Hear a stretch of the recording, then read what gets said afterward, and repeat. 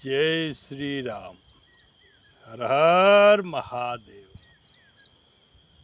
प्रिय मित्र, आज आषाढ़ मास के कृष्ण शुक्ल पक्ष की द्वितीया तिथि है। 27 जून 2025। आपका यह जीवन मुक्त मित्र प्रत्येक श्वास में श्री शिव जी का अनुभव कर रहा है, जो सभी ज्ञान के भंडार है, बोधमय।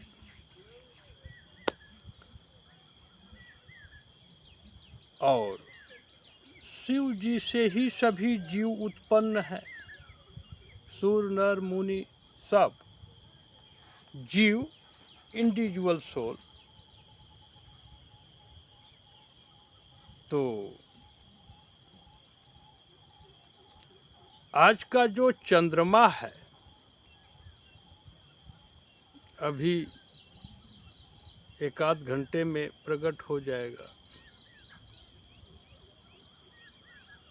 आकाश के अंदर जो चंद्रमा का स्थान है, वह श्री शिव जी का मस्तक है। इसलिए यद्यपि यह चंद्रमा आपको टेढ़ा दिखाई देगा, जैसे इस माथे पर भी एक टेढ़ा आकार बना है, फिर भी यह जगत में वंदनीय है। ऐसा क्यों?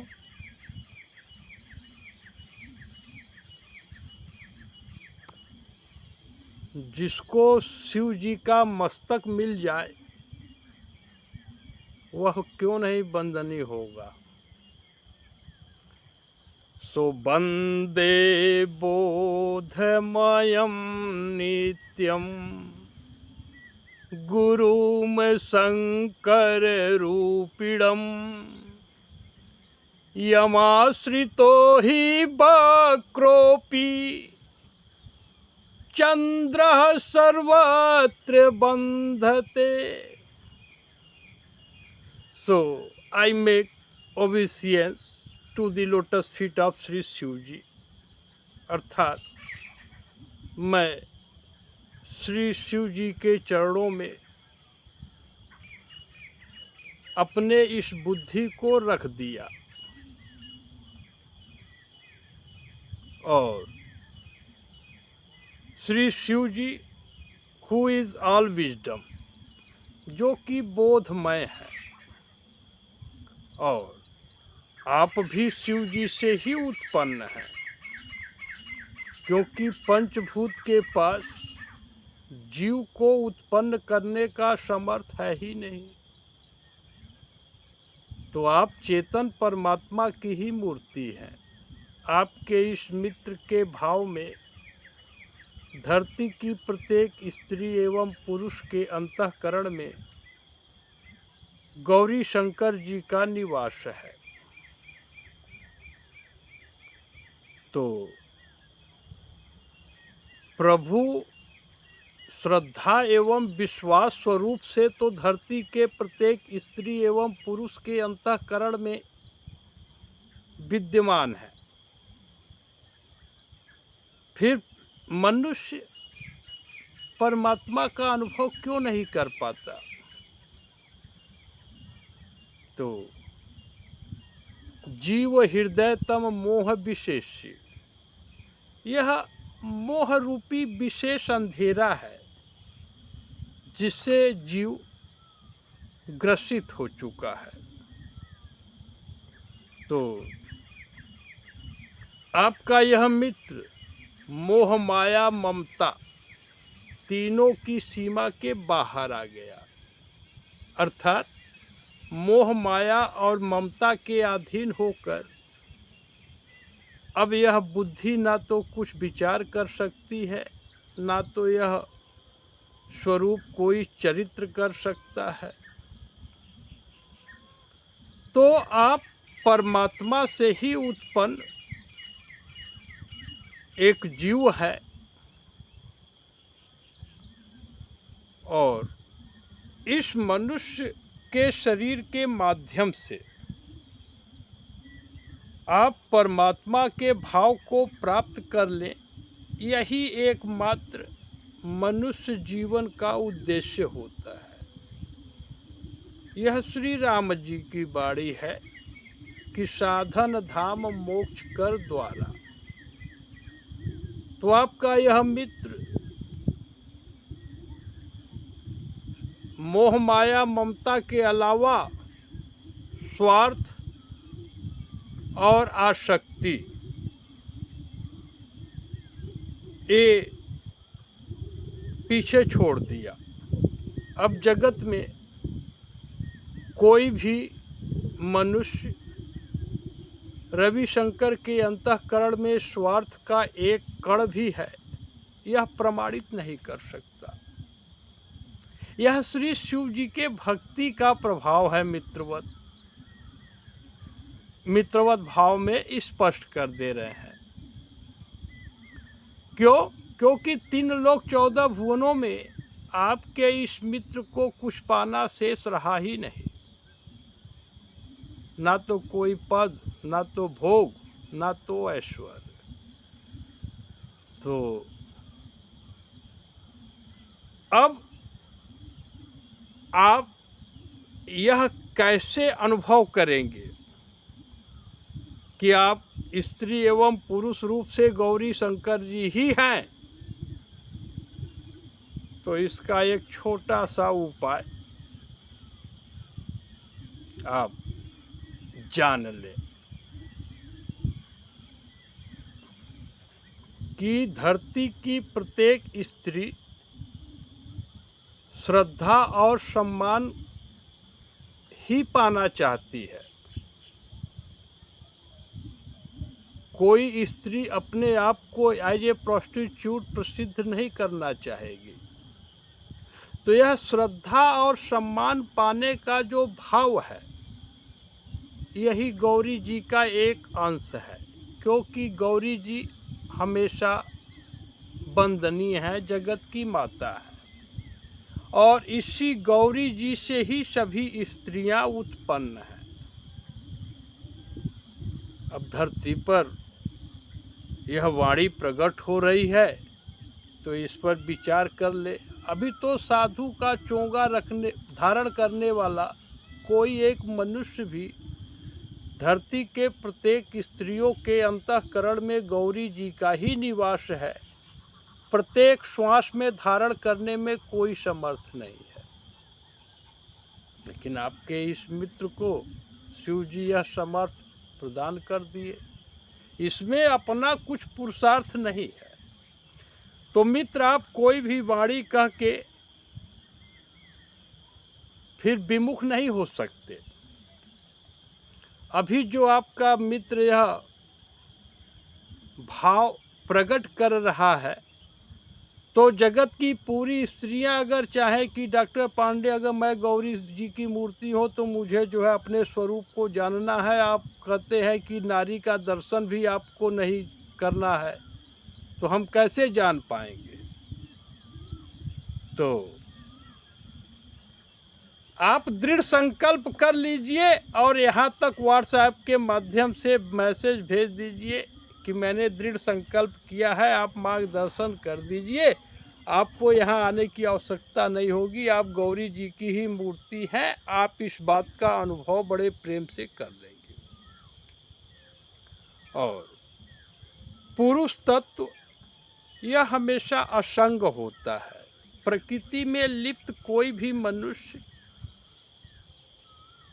वह पुरुष तत्व को धारण कर ही नहीं सकता। प्रभु की कृपा से आपका यह मित्र असंग हो गया। अब प्रत्येक पुरुष विश्वास स्वरूप शिव जी हैं, इसका क्या प्रमाण है? तो धरती का प्रत्येक मनुष्य अपने आप को विश्वास पात्र ही सिद्ध करने का प्रयास करता है, कोई कलंक नहीं लेना चाहता। तो यह जो अपने आप को विश्वास पात्र सिद्ध करने की प्रवृत्ति है, वह शिव जी का अंश है, शिवांश, जो कि ऋषिकेश अर्थात इंद्रियों के स्वामी श्री शिव जी का पुत्र ही है। अब इस भाव को आप अपने बच्चे को भी शिववंश के रूप में प्रेम करके इस भवसागर से पार कर सकते हैं। ठीक, तो यह प्रमाण है कि सभी जीव एक ही परमात्मा से उत्पन्न है। यह सब भक्ति का प्रभाव है जो माया जगत के सभी तत्वों को निर्मूल कर दिया। यहाँ पर किसी मनुष्य का उसके रूप का स्वागत और सम्मान यह नहीं हो सकता, क्योंकि रूप अग्नि का तत्व है, भाव परमात्मा का तत्व है। हाँ, आत्मीय सम्मान धरती के प्रत्येक स्त्री पुरुष को यहाँ से प्राप्त हो रहा है। तो मित्र, जब तक आप अपने बुद्धि को श्री शिव जी का आश्रय नहीं देंगे, तब तक आप मनुष्य का जीवन शुरू ही नहीं कर सकते। अब आप चाहे धरती में लिप्त हो जाए, बीइंग ए जियोलॉजिस्ट, या पानी में लिप्त हो जाए, being a water biologist, Ajay Kumar Mishra भैया, चाहे आप आकाश में लिप्त हो जाए, हवा में, मौसम में, बीइंग ए मीटियोरोलॉजिस्ट या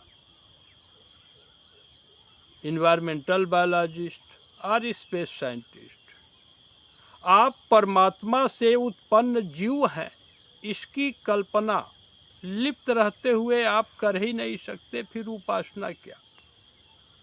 और इसके लिए मित्र, कपट का परित्याग करना यह पहला कार्य है, जिसके लिए अभी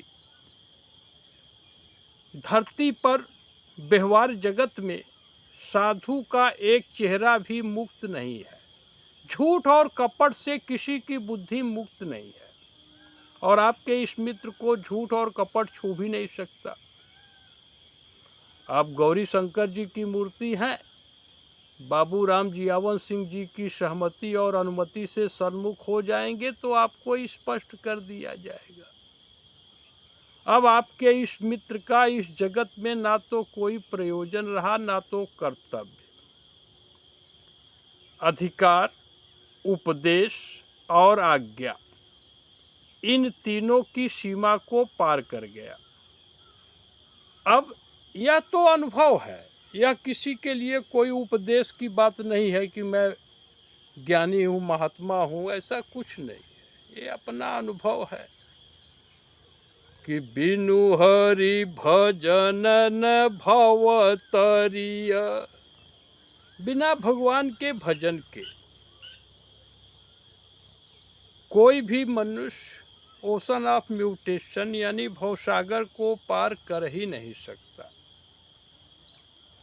अब इन सब बातों से जो स्पष्ट एक अनुभव आप कर सकते हैं कि जब धरती पर कोई मनुष्य किसी भी रूप में हो, आदि शंकराचार्य, महामंडलेश्वर, ऋषि मुनि देवी देवता कोई भी हो, जब अपने प्रत्येक श्वास को झूठ और कपट से मुक्त करने के लिए संकल्प लेगा, तभी आपका यह मित्र कोई मार्गदर्शन कर देगा, कोई क्या पूरा कर देगा। उसके पहले आपके इस मित्र का इस जगत में कोई कर्तव्य नहीं है। तो ये सब कुछ बातें हैं। सबका परम कल्याण हो। अपने अनाश्रित और आसक्ति रहितम अवस्था को प्राप्त कर लेना, यही जीवन का एकमात्र लक्ष्य है। और यह तभी संभव होगा जब इसके लिए एक सिद्धांत हो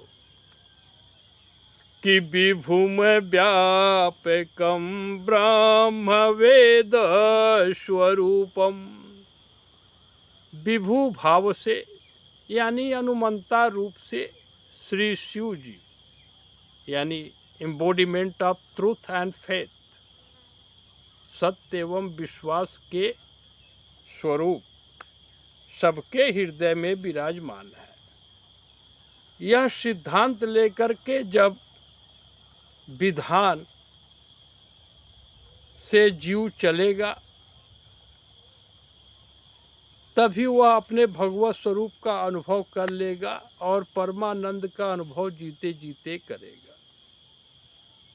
आपके इस मित्र को जब यह अनुभव में आ गया, तो अपना शोध पत्र अमेरिकन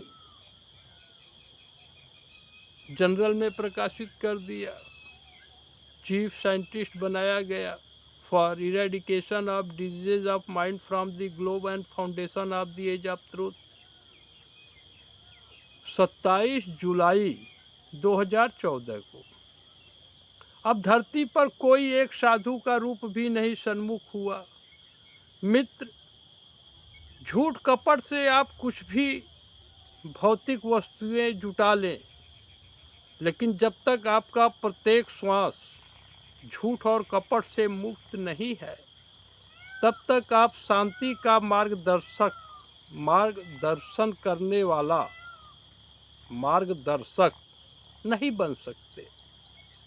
और धरती पर अभी कोई संविधान या संप्रदाय है ही नहीं जो कि झूठ और कपट का आश्रय न लेता हो। ऐसे में समाधि के बाद आपका यह मित्र धरती पर पड़ा है और बस जिस क्षण जगत चाहेगा, सतयुग की स्थापना तो कानी अंगुली का कार्य है। बस जनमानस का सपोर्ट मिले। अगर धरती पर कोई एक भी विरोधी मनुष्य होगा, तब आपके इस मित्र के द्वारा कोई चरित्र नहीं होगा। बहुत सब रहस्यमयी अनुभव हुए हैं और यह अनुभव जगत के लिए परम कल्याणकारी है। यहाँ पर जब सभी जीव एक ही परमात्मा से उत्पन्न है, यानी सभी जब परमात्मा की मूर्ति है, तो यहाँ पर विरोध का कोई प्रश्न ही नहीं उठता। तो जहाँ तक स्वार्थ की सीमा है, वहाँ तक विरोध है। मित्र, माया और भक्ति जाति पाति भेदभाव से अलग, ये दोनों तत्व हैं सृष्टि में, लेकिन भक्ति में वासना का कहीं स्थान ही नहीं है। और भक्ति सानुकूल रघुराया, और श्री राम जी भक्ति के ही अनुकूल रहते हैं। माया तो जीवन भर कमर तोड़ मेहनत करवाएगी, चिंता रूपी विष भरेगी, मुआ देगी और बाद में कलंक लगाएगी। यह माया का चरित्र है। इससे अब आपके इस मित्र का कुछ भी संबंध नहीं रहा, क्योंकि आपके इस मित्र को किसी नारी का रूप देखना ही नहीं रहा। स्तन, भग और गर्भ नहीं चाहिए। तो आपके इस मित्र के लिए यह जगत सपना हो गया। बाकी जिसका भाव हो वह YouTube पर पूरा श्री रामचरितमानस और श्रीमद् भगवद गीता मुक्त कंठ से उद्घोषित कर दिया गया है, उसका श्रवण करें। भगवत स्वरूप का अनुभव हो जाने पर इस जगत में कोई प्रयोजन और कर्तव्य शेष नहीं रहता। जय श्री राम, जय श्री राम। हर हर महादेव।